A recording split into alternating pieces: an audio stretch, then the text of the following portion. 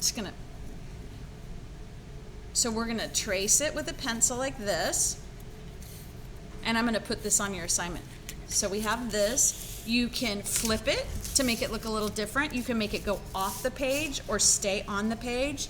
You can make it very organized. Okay.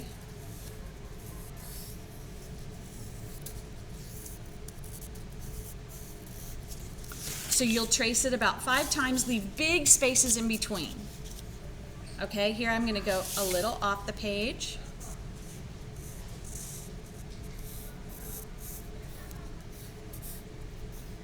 Then, remember your color scheme?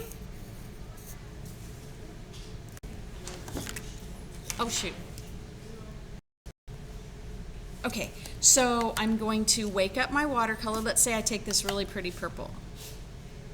Okay, so you're going to, don't outline it because you'll be able to see the outline later. What you're gonna do is you're gonna paint on the side of it very carefully.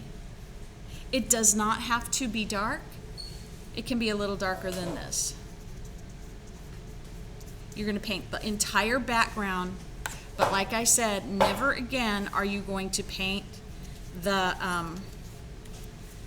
inside of this. That's gonna remain like your very light, salty, interesting texture. So we'll do wet on dry.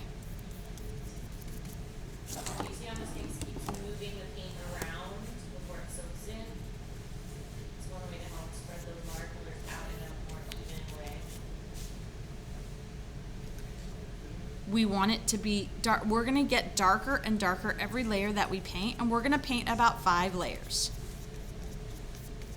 But each layer we paint is going to be smaller and smaller.